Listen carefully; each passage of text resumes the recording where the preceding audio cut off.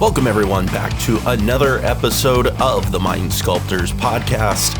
I am your host, Callahan. On this week's show, we dive into the question, is Necropotence still as good as it was in the past in cEDH? Joining me to dig into this question is a fellow Sculpty boy. Hasn't been on the channel in a while, but you know him, you love him, it's Scoots. And also joining us from Eminence Gaming is Shauna. We had such a good time recording this episode. I'm really excited for you guys to hear it. But before we get into that, let's take a moment to talk about today's sponsor, Dragon Shield. Dragon Shield sleeves are the only sleeves that I trust on my cards, and I've been using them for nearly 7 years. Their petrol matte sleeves are my personal sleeves of choice. And if you use our Dragon Shield link to get yours, you will be supporting the Mind Sculptors channel. So go ahead, go into the description of the episode, click on our Dragon Shield affiliate link to get your sleeves today. With all that being said, let's get into today's episode.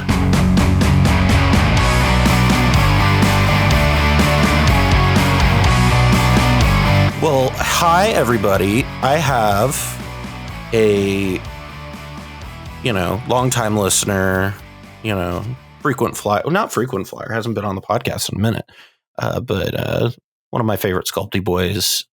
You know him, you love him. From the Eminence casting team, it's your boy Scoots. Oh my gosh, Scoots. that's me. How you doing, buddy? Good, how are you? Good. It's been a minute since you've been on the podcast. Yeah. And figured, you know what? We haven't had Scotty's beautiful face and beautiful voice on the show, so let's fix that. Well, thank you. Yeah, love talking to you. I actually say this like kind of frequently. How I'm like, I love always enjoy interacting with Scoots because it's always a good time. So I was like very excited to have you back on. Another person that I love interacting with. Not at all because we share a very similar taste in food, is also from the Eminence casting team. This is Shauna. How are you doing today, Shauna? Yeah, we're both like super fucking picky. Yes, Turns we out, are. I thought I was alone. I literally went to lunch with like Ben and Mikey and fucking I couldn't eat there because they just cooked with a spice that I'm allergic to. So, No. like even if I don't know if that's how my brain is, but even if I wasn't allergic to it, I wouldn't like it, because you just smell it and you're just like, ugh. Mm-hmm. But yeah. Yeah, that's exactly how I am. I'm glad. It's nice. I will say though, we were just at MagicCon Philadelphia, and you do owe me a little bit because we were playing a game. We played Zeb's Commander Cube. We drafted that. We got done with it, and we went to lunch. I guess it was like a late lunch, early dinner at that point. Mm-hmm. And we went to, I forget what's the place that you like that you have like 1 billion points at? Gyukaku. GYU-KAKU. It's a Japanese restaurant. It's fucking amazing. It is. I can highly recommend it. But so for those of you listening, Shauna tells me, oh, it's in Chinatown, which is right where we're at. It's like a 10-minute walk. And I was like, perfect. No, it was not. It was more like a 40-minute walk. It was like a 15-minute walk. It was not a 15-minute walk. Get out of here. It was not even in the same neighborhood. It was also not in Chinatown. I just kind of I looked at the map and I saw that it was like relatively near the other stuff in Chinatown that it was like by my Airbnb, which was in Chinatown. So I just assumed it was Chinatown, but it was not. Scotty, I got shin splints from walking. Mm-hmm. Mm-hmm. Yeah, that's on me. That one's on me. I saw the meat. I saw an opportunity for meat, and I got a little narrow-sighted. We could have just taken a lift. Yep. I do want to also ask you, how many records did you set at the escape room over the weekend? We only set one record, and that's really sad because in the first escape room, we were about like 29 seconds off. but we had spent like the last 3 minutes looking for the final piece to the clue, and we were like, we fucking solved every fucking puzzle in here. Where's it at? And it turns out it was like underneath their version of the Iron Throne from the Game of Thrones. And Ben had sat on it and popped the door open, and we just didn't see the door open. So we were just looking around for a piece of the puzzle that Ben had already solved. So what you're saying it's Ben's fault? It is Ben's fault. It's easy to blame Ben for these kinds of things. Yeah. Really, anything. You know. But I guess when you put all of your like energy into winning Silicon Dynasty, you kind of lose some of that mental energy to like pay attention to where you're sitting. Is that how it works? To like, you know, listen to clicks in an escape room. How incredible could that be, right? For those of you listening who are not familiar, Shauna and your group of friends, am I correct that you went to an escape room every day of the con? Yes, we did. Okay, that's what I thought. Yes, we did. It was very fun to just be like sitting at the convention center and be like, man, I haven't seen like Shauna and Adam in like a while. And then I just pull up like Instagram and it's just like, we did an escape room. I was like, okay. But so great to have you on. It was fun seeing you over the weekend. And today we are going to be talking a little bit about a card that always seems to make it into our comment section on the Mind Sculptors. I don't know why specifically our channel. Necropotence is like a hot buzzword in our comment section. And it generally is one of those things where, you know, people talk about Xur and they're like, I think you're underselling Xur a little bit because, you know, Necropotence in the command zone is really good. And all these different things where people will bring up Necropotence for some reason or another. And I thought it was an interesting talking point of, is Necropotence as good as we once thought? You know, Scotty, you and I have been playing cEDH for a while, and you much longer than me. And, you know, Necropotence for a while was like one of the most powerful ways to win in the format, right? Yeah, it was fairly ubiquitous in the before times. It was, I mean, playing against a lot of Xur, a lot of Shimmer type wins off of Necropotence, and then it was honestly not used as in the same fashion that it's used today, except in Xur, basically. But a lot of Necros for 10 happened after like dumping your hand, and then you just refill a Necro for 10, and then go again. So a lot of that, but it was in pretty much every blue-black core deck list back in the day. Yeah, for sure. No, now nowadays was Necropotence in Ben's Malcolm Timna deck? I don't remember the deck list. Yeah, it was I could not. probably tell you because I have it open in front of me actually, because I was thinking about putting it together. Yeah, and you told me you didn't want to give up red, and you're talking about playing S for Malcolm. It's another Malcolm deck. Okay, so that's fair. Fair. It passes the assignment. So this is a Doomsday deck, right? Like Ben played a Doomsday deck, and Shauna, you were casting that event. So yes, sir. This is one of those things where it's interesting, where Doomsday used to be like very in, and then it kind of dropped out for a while, and now it's kind of making a bit of a resurgence. What is the reasoning, do you think, for not including a card like Necropotence in a deck like Malcolm Timna? I think that Ben is seriously rethinking it. I'm going to sneeze. Hang on. Okay, I powered through it. Okay, so... Didn't sneeze. That is not. That is staying in the podcast. One blue stifle. No, I actually mentioned this to Ben before we started playing. I think I was like, "Do you fucking run Necropotence?" And he was like, "No, but I should." Because I think that any Sans red deck that can easily have access to 3 black should be running Necropotence. It's a very powerful card. I think it lost some play when Breach got super popular and Dockside got super popular because obviously being in a red deck makes it a little bit more difficult to win with Necropotence on the field, because as soon as you resolve your Breach and you go for your wheel lines, all of the cards that you discard go into exile and no longer to Breach. If you want to fucking cast Gamble for your LED, which is normally very good because even if you discard your LED, you can still use it, it goes to fucking exile. So yeah, I was playing with Dreadwave and playing with Power Server yesterday, and that exact situation happened where they just had Necropotence on 3, maybe 2, because of a Mox or something like that, and they tutored or drew Breach, played Breach, and they were like, I can't fucking win right now. Because I have Gamble in hand. They cast Gamble twice, one for a 33% chance and one for a 50% chance, and they both they both resolved. So they kept the card they wanted in hand every time, and they still couldn't win. Oh my gosh. Yeah, because they were just discarding Breach exiles to exile. So more of the story is Ben should be running it, Blue Farm should not. So this is interesting, I guess, to me, because before Shauna was in the call, Scotty and I were talking about how this is related, I promise.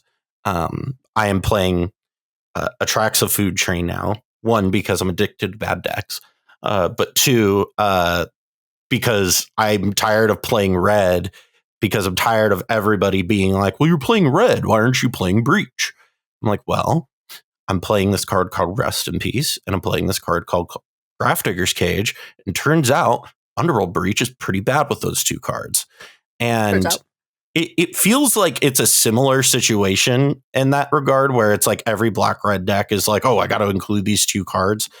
And is it the auto-include that we think it is, or is it like not as powerful as we like kind of thought about it? Because it's makes me think about with like Drake a few months, I guess, at this point back, right? Like kind of pushing back on Sylvan Library, and is Sylvan Library as good as we think it is? And I guess that's kind of my question here is, do we think Necropotence is sort of black Sylvan Library? Well, I'll argue either side of this. So, Shauna, why don't you pick one and I'll do the other? Sure. I'll go ahead and say that I'll be on the side of Necropotence sucks. Kind of okay. All right. I'll be on the side of Necropotence is good. I think in the current environment, especially in black-red decks, like you mentioned, while Breach is an insanely strong strategy, so is resolving Thassa's Oracle and Demonic Consultation if you're in base Grixis. Like, that's also very good.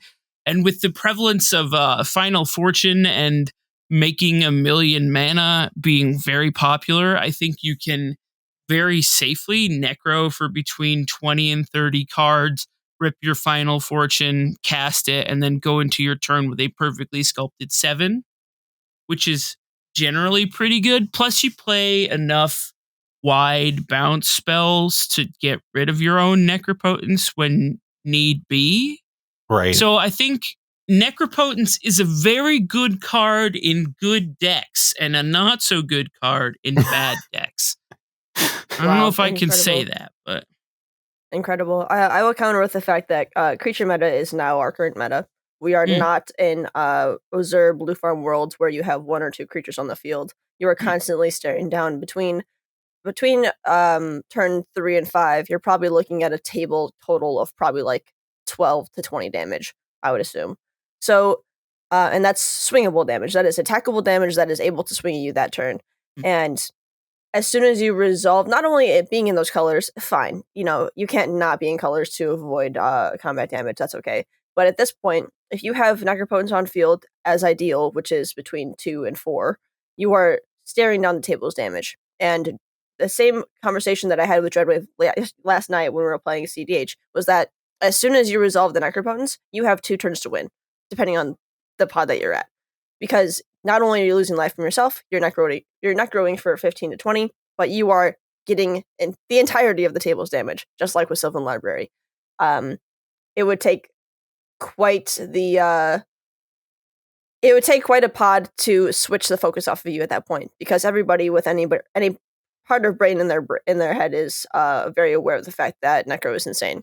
So that leaves the fact that you can sculpt your hand, but you're not getting into the next end step unless you find your final fortune, and you have to have the mana to cast it. You have to be able to pay 3 black for this fucking thing, this shitty thing that you have to bounce yourself to get rid of, and then you have to find 2 red for your final fortune or whatever. It's a very mana-intensive idea, and the fact that as soon as you cast Necropotence, you're just making up for the card draw. That's the whole idea of balancing the card that way, discarding cards in exile, is to balance the fact that you are gaining immense card draw over the table by either life or by punishment of getting your cards at end step, etc., etc. So, and while doing this, you're also sculpting your hand, so you are pitching a lot of good cards into exile, especially when you need them. I am in Izzet. I'm playing Niv Mizzet. I am one of the very few decks in the entire format that doesn't need to recur. So pitching all those cards and just saying, fuck it, I'll take the best 7, I'll discard the other 35 is really dangerous. And, yeah. Setting yourself up to win only with a bounce spell to get rid of your own shit, that's so fucked up. Like, imagine getting to the point in your breach line where you have to bounce your own breach, and it doesn't provide you the, like, breach is different because it provides you cards. Like, it fuels itself. So even if you need to bounce your own breach for whatever reason in this hypothetical, you will have the cards to do it because of wheels.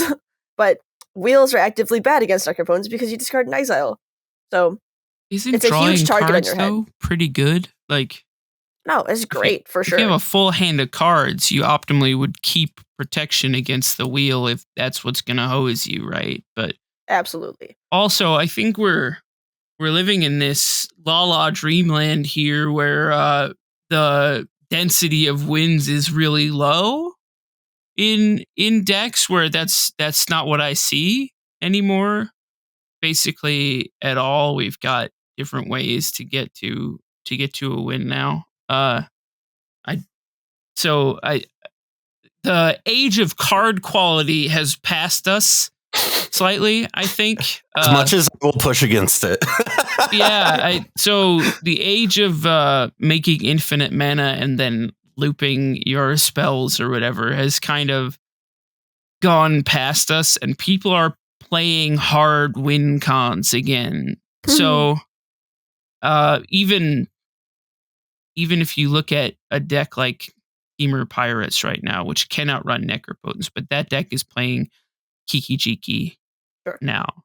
Like, we're adding hard win cons to decks that, like, Temur Pirates previously had Linthorn. Yep. And then Niv Mizzet, which is kind of a win con.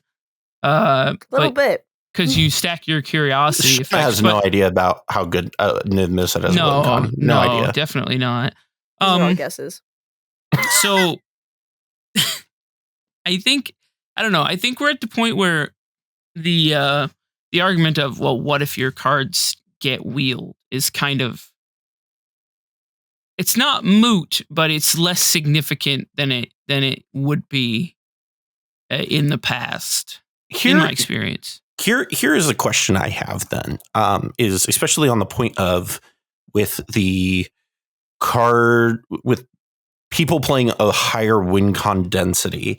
And I'm curious how much of that is a reaction to, we're playing in in-person tournaments now. We have actual timers. We have actual like rounds. Like, we aren't just playing these amorphous. Like, this was something that I've kind of said for a while now, where for a while cEDH was kind of like, didn't have round timers, didn't have like these things unless you were playing in like very specific events that were not as common as they are now. Like, now we have a monthly Mox Masters tournaments. We have all these different things. Now you have to be able to win within a certain time. You can't just sit there and look at the table and be like, I'm going to loop Time Twister 40 times and somehow I'm going to win. How much of that is a reaction to the tournament meta of playing more win cons? I would say very little. I would say that it's not because of the location or the time restriction of tournaments, it is the existence of a card called Durand the Magistrate. Because you have limited time to win. Because Durand the Magistrate has basically semi-identical copies of itself, where whenever they land, they make it harder for you to win the game. So the faster you can do it, and the more repetitive your win cons, the better, the more likely you are to draw into them with Necropotence. So, Right. Totally fair. Yeah. Especially if we're looking at decks that typically run commander-centric win cons, we'll see them layer in 1 to 2 to 3 other win cons. If you look at Najeela, we've seen kind of a shift towards Turbo Nas instead of the Najeela's just win con soup at this point. Yeah, I mean, basically, it's the best win cons in 5 colors. But excuse me. Another thing I think that I'll say about the decks shifting to the tournament meta is I really have not seen that as a thing that happens, because people keep entering very, very bad win conless stax decks in the tournaments. They do. And just wondering why they're tying every round. Like we keep doing that. I don't think the cEDH gaming population at large is paying any attention to win time, like round timers or needing compact wins. Like people still enter Edric turns into big tournaments and wonder why they can't win with infinite turns. Like, are you calling LJ out on the podcast? If LJ is listening to the podcast, then no. If he's not, then a little. LJ is also ubiquitous in this sense with a little fellow named Kai, also tournament grinder who's playing Cloud Farm, which is just Rigo. Rigo turns, yeah. Rigo turns, yeah. And never seen that deck win. You should go back to Marath. You should go back to Marath. Play Gale and Scion of Alaster again. Win some tournaments. Get some wins back, Kai. I don't know. I like that Rigo deck. Crom has a bunch of win cons in it. It wins. Does its thing. Yeah. I mean, realistically, right? You just add Karn and Mycosynth Lattice to every deck, and then you ask your opponents to scoop. Like, that's the new tournament strat. You heard it here first. Yeah, that's the news. Please do that. See, what you need to do, this is how you really do it, is you play Extract with Karn. Right. And you extract your Mycosynth Lattice so you can down tick your Karn and then get it every single time. That's the. And you're playing a food chain deck with Karn for this to be relevant. Let me run Atraxa food chain with my main board Karn. Hey everybody, here's my Karn. I just. Scott, Scooty, go off, King. getting back to like the tournament meta at large. Gosh, I have casted a lot of tournament games, and I have seen some real stinkers. Yeah. And I just want people. Okay, listen, I'm a caster, so I get to say this. I'm not a tournament organizer, so I can say these things. You are wasting your time and your money. If you enter bad, slow decks into tournaments, you're wasting your time and your money and other people's time. It's not to say that you shouldn't if you think you can win, but at the same time, I think that if you're running just a lousy deck into a tournament, why are you doing it? Why not just go to the movies?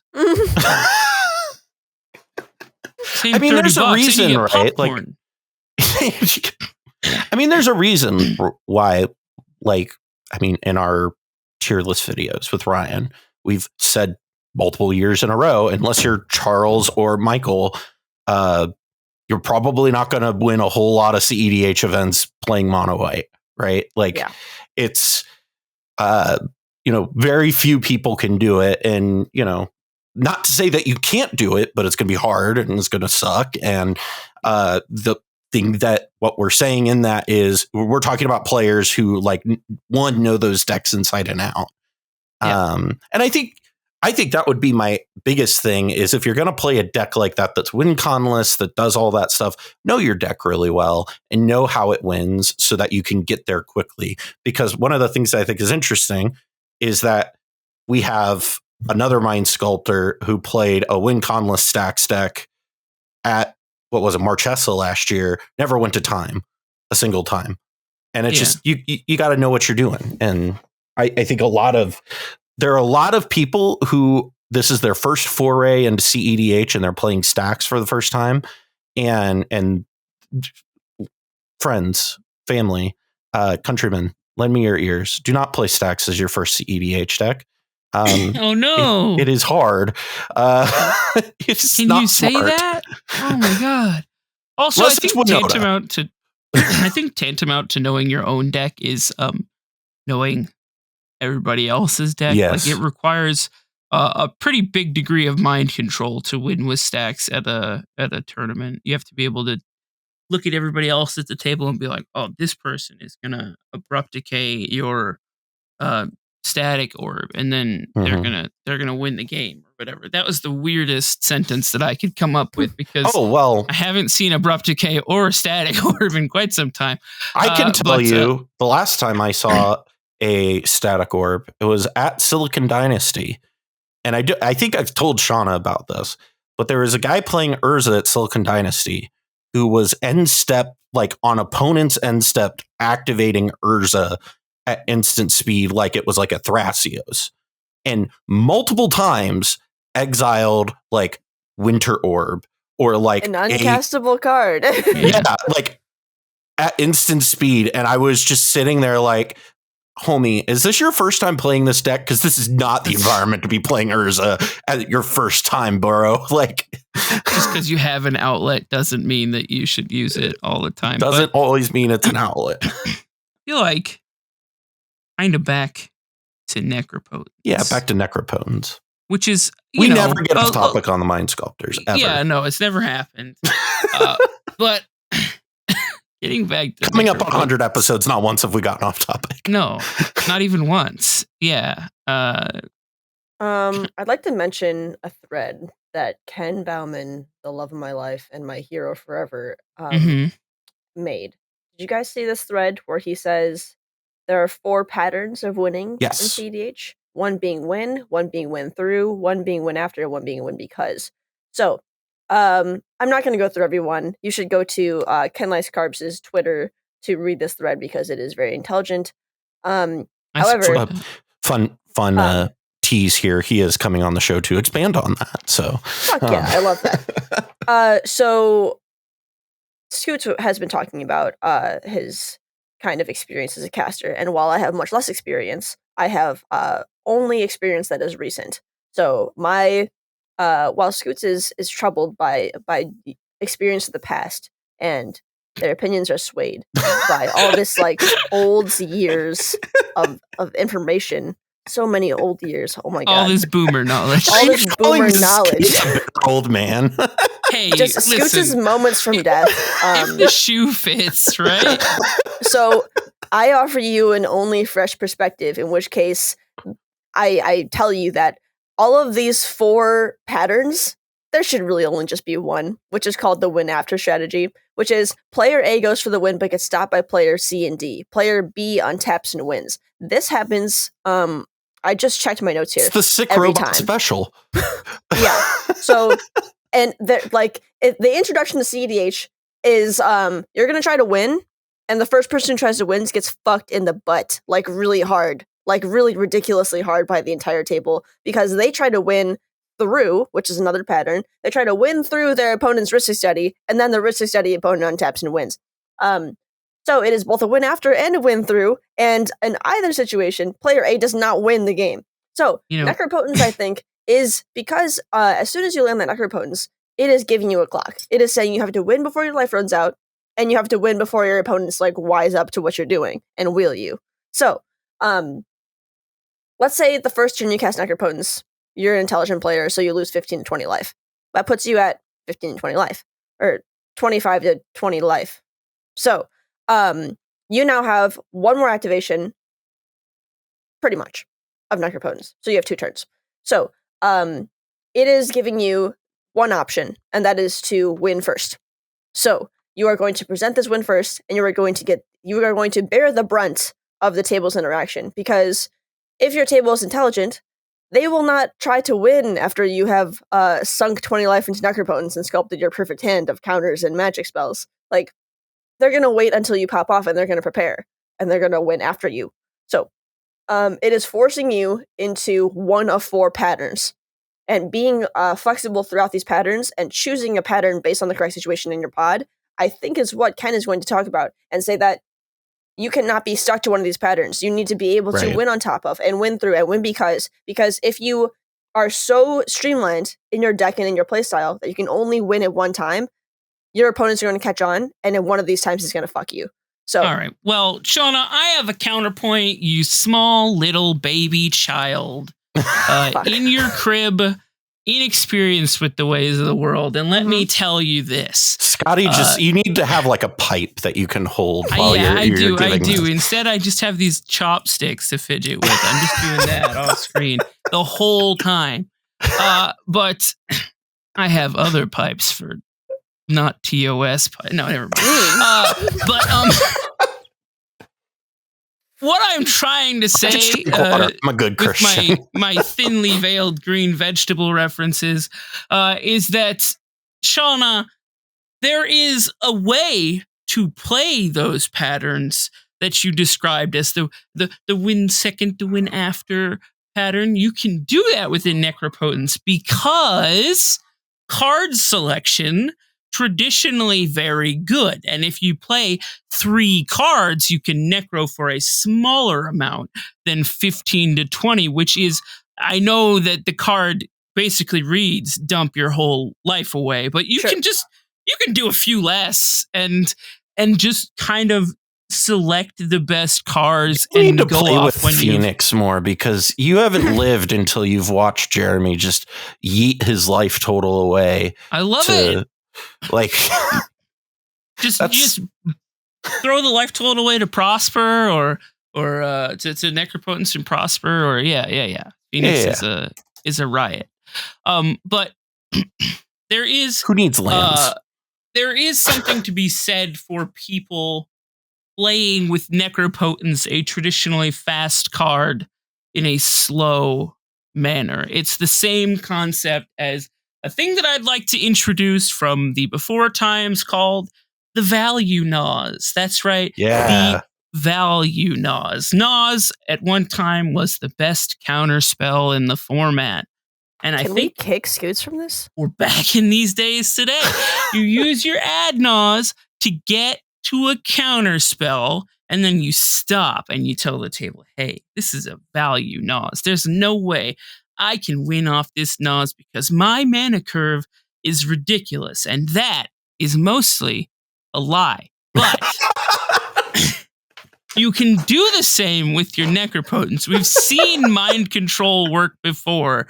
You say, this person has a wild board state. I need to resolve this Necropotence to get to an answer. And then what do? You don't answer it. I'm just priority.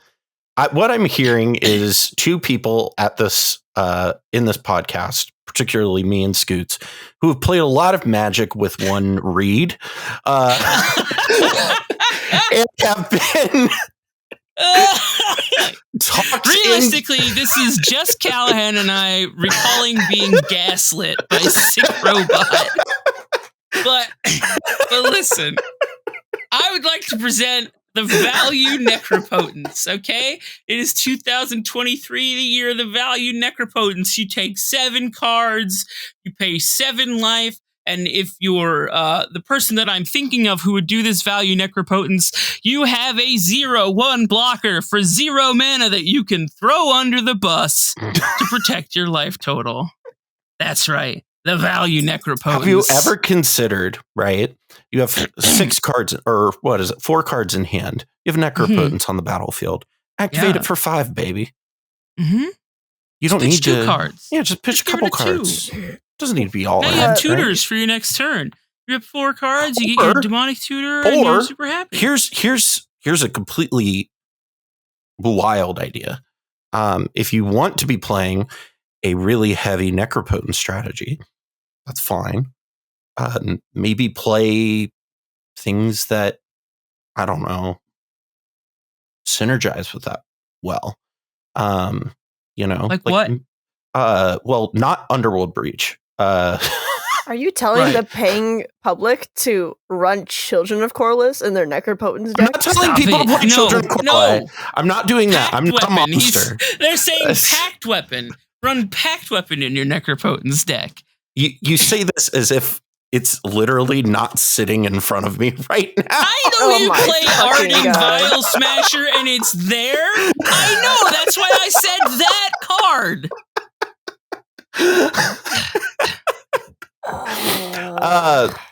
Well, I mean, most of what I'm getting at with this is I think that there is this interesting like divide where I agree with Sean on some respects, where I think that like Necropotence has some of that rattlesnake sort of quality to it, where people see it and then their alarm bells go off.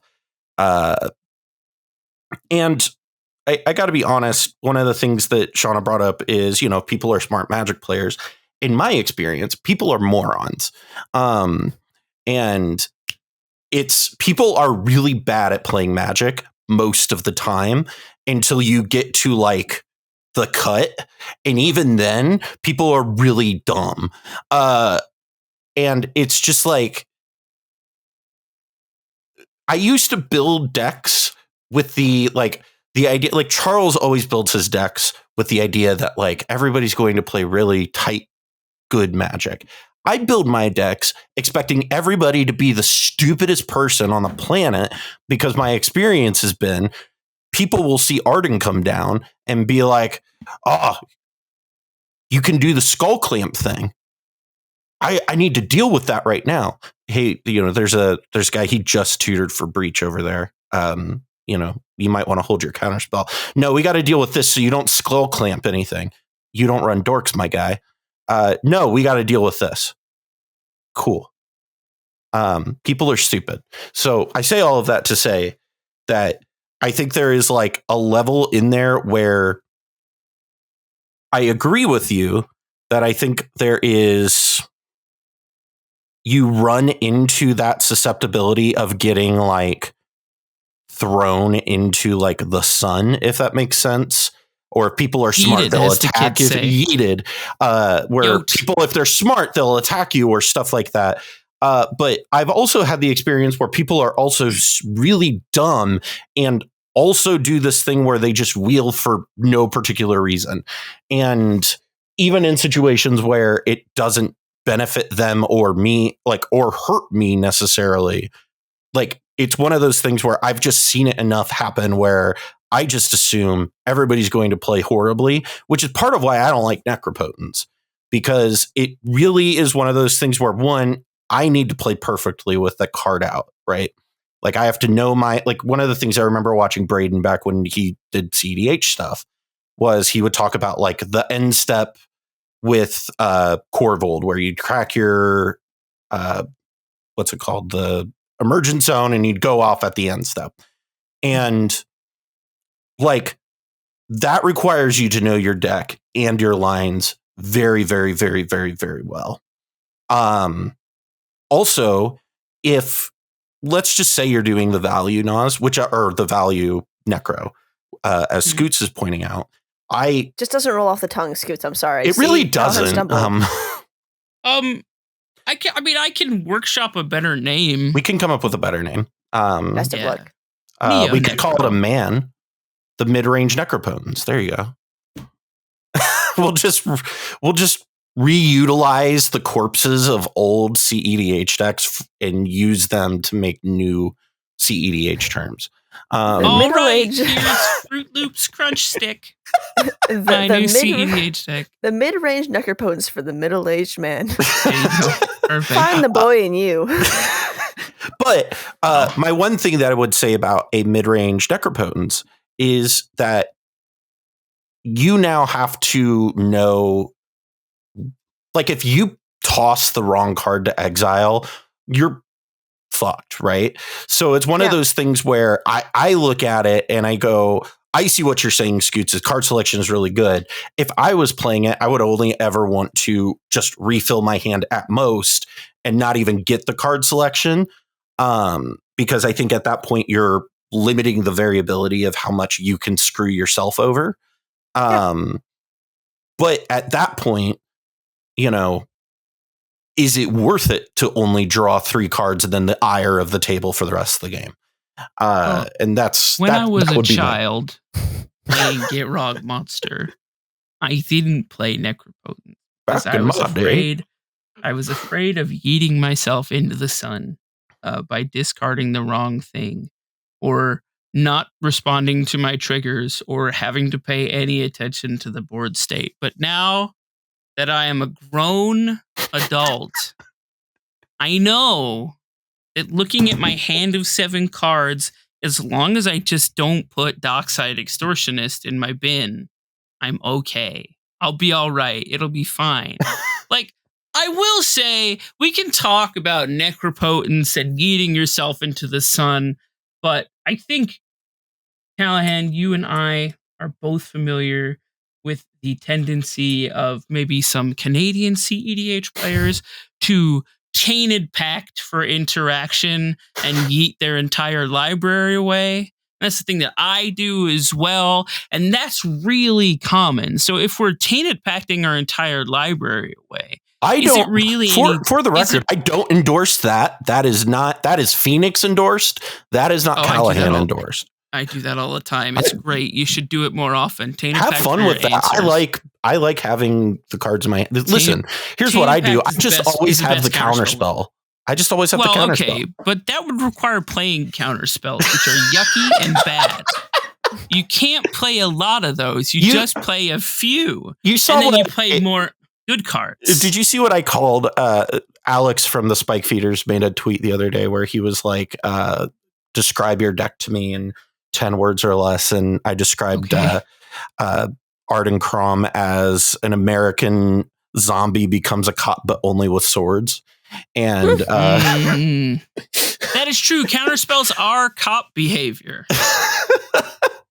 But anyhow, Thin Blue Line, the cEDH deck. But sometimes you Tainted Pact your library away for I hate that is an accurate description of Arden Silas. I fucking hate it. You're just a yucky cop. Just make the featured image for Arden Crom like the black and blue American flag. But, no, that's what I got to do for Esper for Arden Silas. Yeah, for Arden because it's perfect. Yeah. It's the colors and everything. It's not a symbol of fascism at all. No, definitely not. But I think that if we're playing Forbidden Tutors and we're using them to get stuff, it's basically the same thing as playing Necropotence and pitching some of your library away. And we can justify one, but we can't justify the other. But sometimes Necropotence wins you the game, and often yeeting your library into the sun off of Tainted Pact does not. So can we look at it that way? Plus, another thing that I'll say positive for Necropotence in this regard, look at a parallel, which is like Galvanic Relay in Storm decks. In one-on-one Magic, exiling a bunch of cards and getting to use them later is so good it is banned in multiple formats. Can we take something from those formats and apply it to cEDH? You heard it here first, folks. We are going to be going back to what's it called? What's the storm card that? No, we are not. -2. Everybody loses 2 life. Grape Shot? Tendrils! Yeah, we're going back to Tendrils, baby. Oh my gosh, what a good card. Tendrils. I love Tendrils of Agony. I do too. I secretly want that to be I made a mono black Nashi deck just so I could play Tendrils of Agony. Oh my god. Such a fun card. Shauna, you look so disgusted with that. Shauna is disgusted. This is weird because I've been actively trying to keep the disgust off my face, but you know what? So we've concluded on a few things. I've sifted through the muck of your conversation, and I've derived some good points. 1, that our opponents are dumbasses. 2, That's the one. That's number one. Okay. All right. So it's going in the show list. I would like to propose the fact that my now only gripe about Necropotence. I love card selection now. I love yeeting my life into the sun. I love it all. It's so great. Excellent. My only gripe now is timing restrictions. Everything else, every Hail Mary play, we can do it instant speed. We can add Nuz in instant speed. We can Data Pact in instant speed. We can Demonic Consultate in instant speed. This is all to our advantage because we can either do it on top of our opponent's win to get the free counterspell to fuck them over, or we can do it on an opponent's end step to prepare for our turn. We have a selection there. But kind of referencing my the 4 win conditions that Ken proposed, we don't have the luxury of time with Necropotence. We have to activate it at a certain time. We have to get the cards at a certain time. All of that being on our turn. So I think that passing turn rotation, because we can all pretty much agree that if we're not in Corvold and we're not Brayden and we don't have the Emergent Zone, we probably can't win first turn after activation. So we have 3 turns of dumbass thoughts from our dumb, stupid, silly opponents, where they get to go, they just put 7 to 25 cards in their hand. What should I do? What is my role in stopping this from happening? And then they get to do their stupid mono white thing, which is tap, cast Aether's-Worn Canonist. Well, hold on, Shauna, because at the top of the list, you made a very salient point, and it's that our opponents are dumbasses. So you're walking over your own point here. I think that the more obvious the target, the harder it is to ignore by even those with numbered brain cells. And I think that while a value Necropotence may scoot by, because if I'm just a little boy who's playing my magic cards, and I see somebody lose 7 life, draw 7 cards, and they're regaling me with tales of the value Necropotence, and they're just saying, I'm just dealing with this Crom over here. I'm just dealing with the guy who has known Breach in Hand, or Rhystic Study, or Mystic Remora. I'm just helping the table. I think that I'll be tempted to continue my own game plan and cast my Elish Norn Mother Machines and just hope for the best. But I think that the value Necropotence is not the most common Necropotence. I think that I would love to take a poll of some kind, a little survey to support my findings, but we are not living in the time of value Necropotence. Well, as Elon Musk has made very clear, Twitter polls are like the most scientific way of 100% getting accurate data. So I think that any deck that runs Necropotence is a deck that wants to win fast. And so kind of constricting a win fast deck into value Necropotence territory is something that will work about as well as a Rhystic Study and Mystic Remora wins game strategy, but you'll also be taking a lot of life in the process. And you'll and I think that there's a lot of awareness around the fact that Rhystic Study and Mystic Remora wins games, and I'd like to compare that to the awareness of Necropotence wins games. And Rhystic Study and Mystic Remora, as I have gathered from a lot of pissed off fucking opponents, it doesn't have an awareness. People don't know how to win through it. They don't know how to play around it, because I have talked to several people after I leave my little casting booth and I enter the world of the living. They say, my opponent just fucking fed 9 cards to a Rhystic Study and then they won. Like, what a surprise.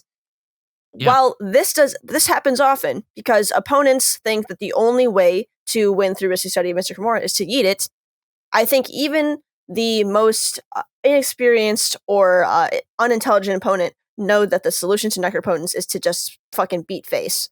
Mm-hmm. So I would be willing to concede the fact that a value Necropotence win is third in line to a Rhystic Study and Mystic Remora win, but which is still very good.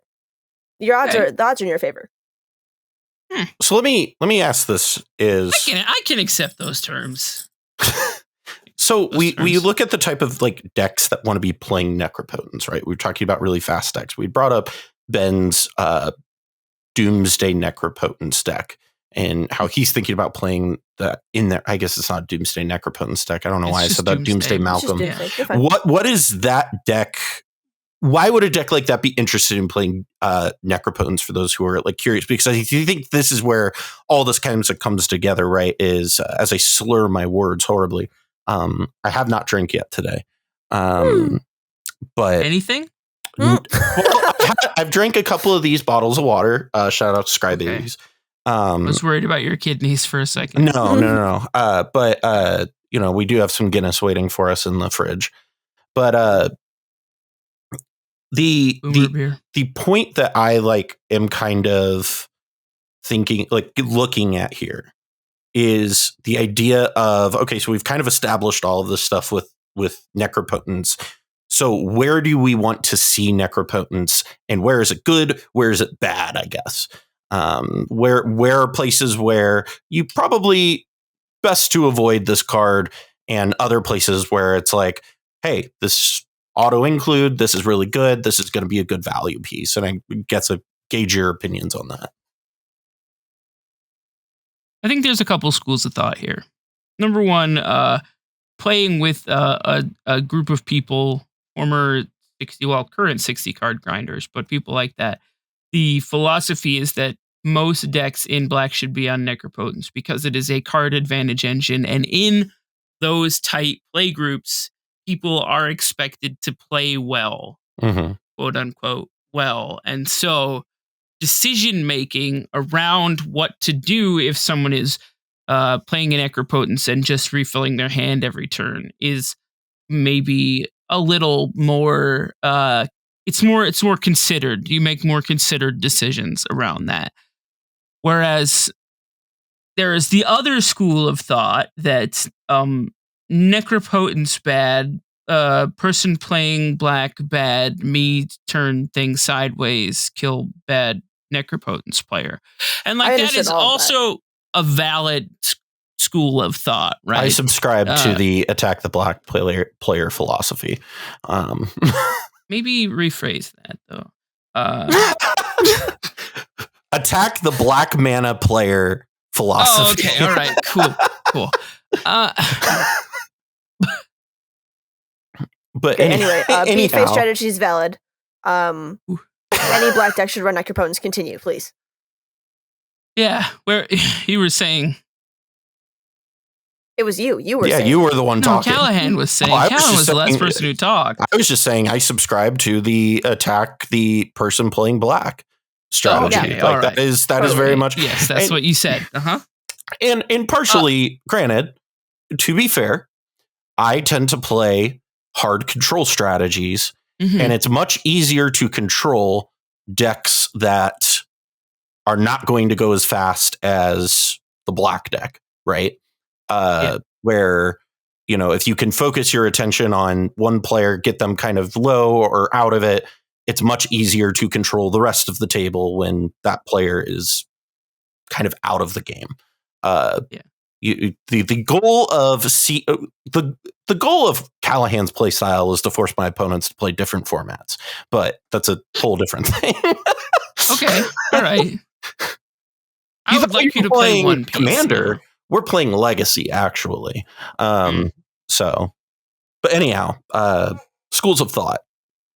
Yeah, the continuation of that thought regarding turn sideways, kill the person playing black, is that what games are you playing where there's 15 to 20 power on board by turn 3 or 4? I play against Najeela, or not Najeela. Well, yes, Najeela, but also against Winota, an unreasonable amount. Okay, so let me argue this. Maybe just play fun games of Magic instead. Like if someone pulls out Winota, just leave. Here's the thing. Excuse yourself from the table. A lot of times when I'm playing cEDH, I like to be playing in tournament settings. And I also like to not just concede to my opponent having a Winota in the command zone. I mean, that's fair. But what I'm saying is I think you, Callahan of the Mind Sculptors, are smart enough Certainly. to not jam your Necropotence into a Winota. I'm smart enough. Or a live Najila with 2 warriors. Or a live Najila. That's not true. Sometimes I like to send a message, but true. I have been. The message is that you should kill me, please. That's the message. In that case, I mean, you're staring down. If your solution to Winota or Najila or one of the several other 1,000 Jetmir, Rigo, creature decks that are now in existence, decks that the longer they are around, the longer they will continue to pump. The worse the game gets play. For you. Yeah, they will continue to pump and play creatures that will kill you and also will stop you from winning. In general, I mean, Winota just got fucking Soulless Jailer, for God's sake. That card's fucking ridiculous. Winota gets all the cool new toys. Your solution to seeing these decks, is to keep your Necropotence in hand. Don't jam your Necropotence into it. In which case, my general philosophy for finding cuts in a cEDH deck where every card is a good card, Necropotence, great card, is if you are intentionally keeping it in hand in more than 30% of your games, it is time to cut it. And I would say that a Necropotence is a dangerous play in more than 30% of games because of creature meta currently.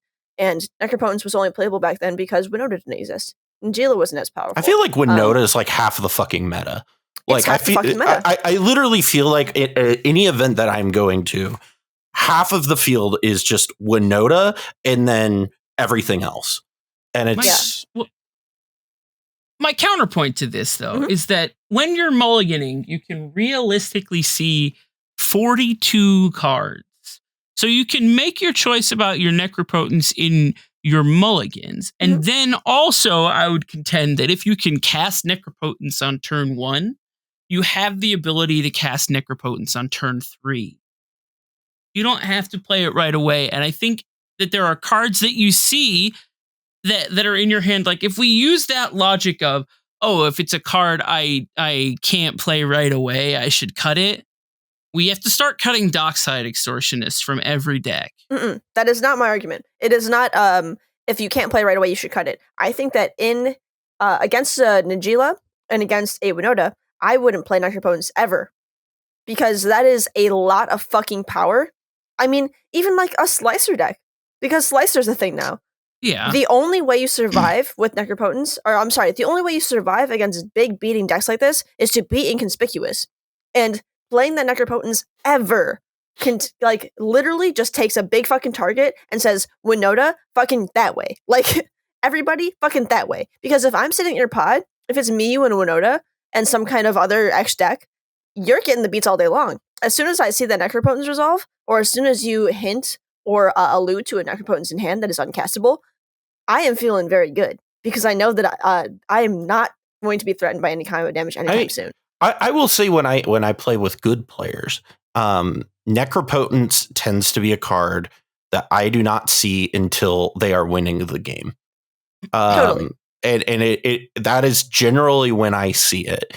When I see it when I'm not playing with good players, it honestly does not make much of an appearance when I'm playing against people who are not skilled. That sounds very mean to the general public, but I love you, general public, but most of you are not good at playing Magic, and that's okay. Point number one of Shauna's credo point number about one. Magic players. I'm also bad at Magic. It's okay. We're all bad at Magic, just in our own ways. Magic is hard, and it gets harder when there's 4 players. But like the idea for me that Necropotence, it's very hard for me when there's like this whole joke of like no bad cards, whatever, right? Versions of decks, and there isn't a consideration of like where the card lines up on its own, right? Because we're doing no bad cards. Shouldn't no bad cards include like looking at them within the context of the deck and within the context of a vacuum, right? And So I think like there is something to be said about like Necropotence is still just a ridiculously strong card, but is it? I think what Shauna is bringing up of I think the value of the card gets significantly lowered by the fact that you're in a multiplayer format where you can get ganged up on by 3 players instead of 1v1 where it's banned and everything, and you can do the thing, but you have like maybe 1 or 2 blockers, or you're playing in a format where maybe creatures aren't as prevalent.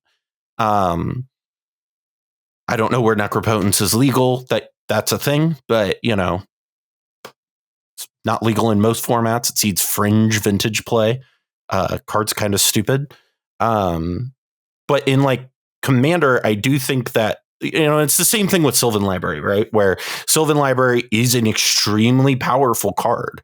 But you do have some mitigation to the power of that by the fact that you do have 3 opponents who are going to see that. And I mean, how many times have we been on team turn 3, right? And Pongo will be like, oh, you have a Sylvan Library swinging at you. You hurt your draws. I think there is an element of that. But, I think basically where I would land on this is Necropotence is maybe not as good as we think it is, but also better than maybe Shauna's saying it is. Totally fine. Yeah, I'm 100% playing devil's advocate. I think that it is a fair statement, a fair blanket statement to make that if I have 2 Necropotence activations and I have 2 turns with cards in my hand being from Necropotence, I am winning the game. If I get 2 activations off of it, regardless of how much life I put into each, I am in a good position to win. And I think that generally, a table cannot kill you in 2 turns, so you will be able to untap. Mm-hmm. In both games that are both one advocating for Necropotence and one advocating against. In the first game, where it was cast on turn 2 because an opponent played into a Carpet Flowers and gave the Necropotence player a 2nd black mana. It was cast on turn 2. It was activated twice, and they untapped and won.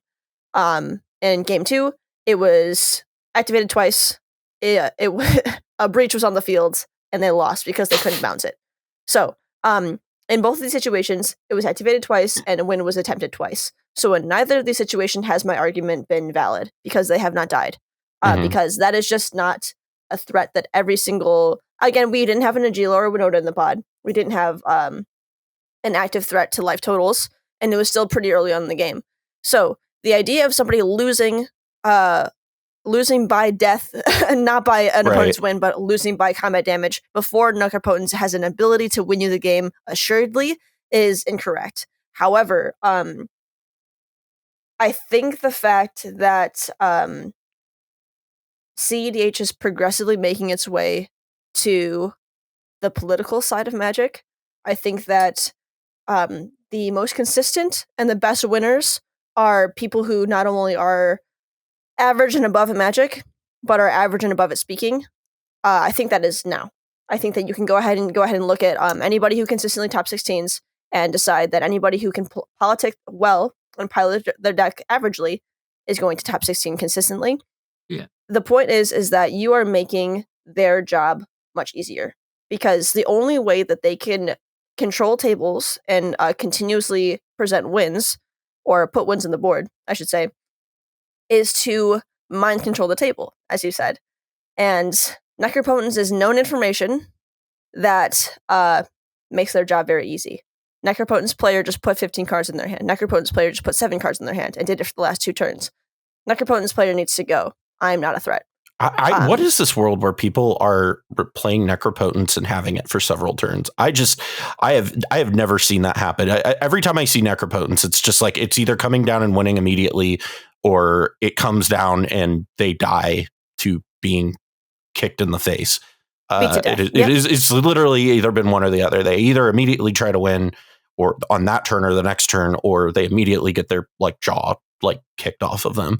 And I think this goes to kind of what Scoots had said earlier, and to kind of take a little bit of that and adapt it to a thing that I have said, is there's a television show that is going to be starting its 44th season here shortly.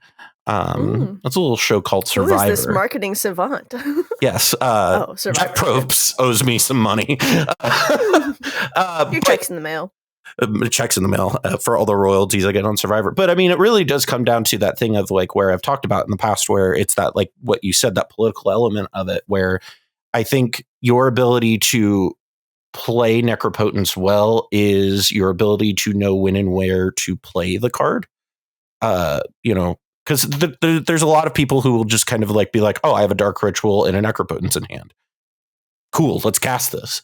And that might not always be the wisest strategy. I don't know, Scotty, how off my rocker? So are you saying, just to follow your analogy here, are you saying that Dark Rit Necropotence is the equivalent of playing the entire season naked? I think it's actually more the equivalent of the guy who wore his sport coat the entire season. Okay. Regardless of what they were doing, he was wearing his tweed jacket his entire time.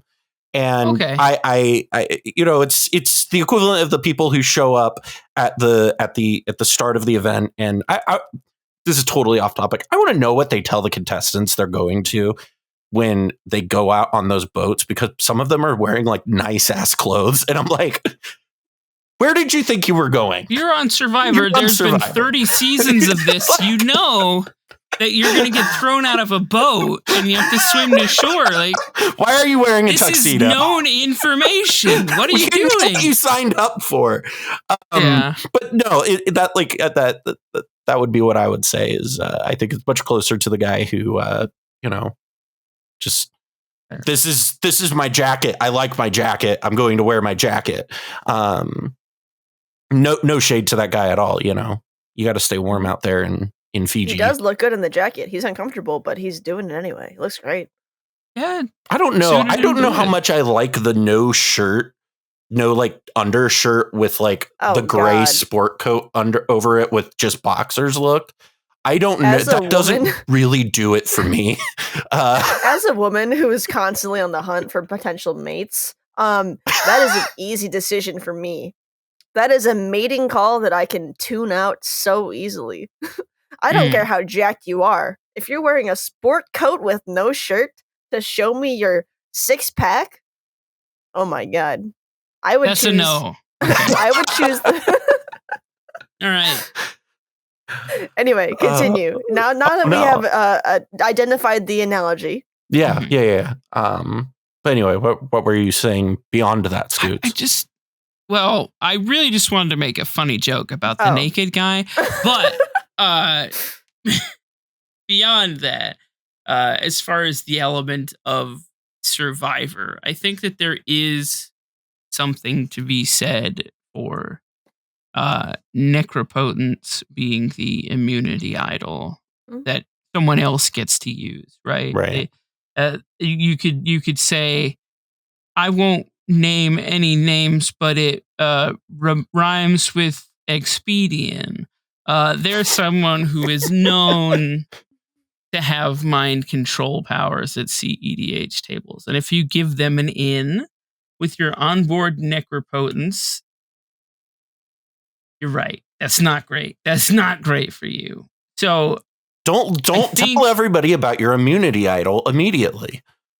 Exactly. Hide the Necropotence under your lens. Exactly. You want to make sure that you put it in your underwear and it's always on you at all times. I keep that thing on me and you just reach down and pull out your Necropotence.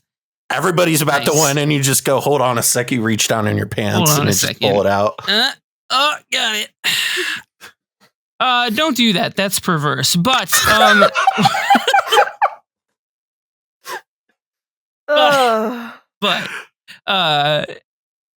So what's the conclusion here? I think the conclusion we've come to is that Necropotence is good sometimes and not good other times. Like, and that sucks. But after every conversation that you have about any card, it is good sometimes and not good the rest of the time. Any cEDH playable card. Yeah, it turns out that nuanced discussions tend to end in not very like hard, concrete answers. Yeah, yep. like.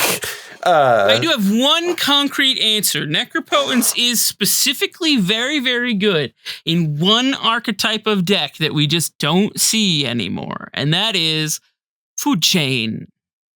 Yes. Because you don't mind exiling your Squee to your Necropotence. That's totally fine. And you get Food Chain, and you get to wait a turn, and then cast Food Chain and win the game.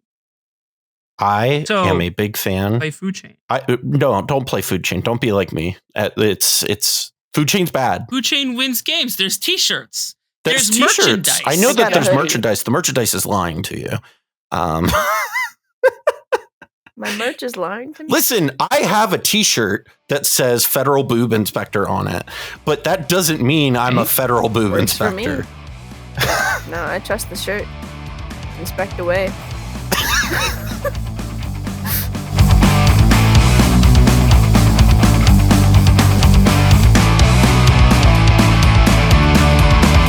Well, that about wraps things up for us here this week. Thank you for tuning into this week's episode. If you liked this episode or any of the other content here on the Mind Sculptors, please make sure to rate the show on whatever podcast platform you are listening on. Or if you're on YouTube, go ahead and hit that subscribe button and tell us down in the comments what your favorite part of today's show was. I also would like to take a moment to thank our top tier patrons, Adam Hamden, David Snavely, Jason Bialik, Matt Boehner, Michael LeVine, and Senior Coupon. If you too would like to support the show, you can head on over to patreon.com/The Mind Sculptors or check out the link in the description. Thank you again for joining us, and from all of us here at The Mind Sculptors, I'm Callahan, and we'll see you next time. Bullshit they're throwing your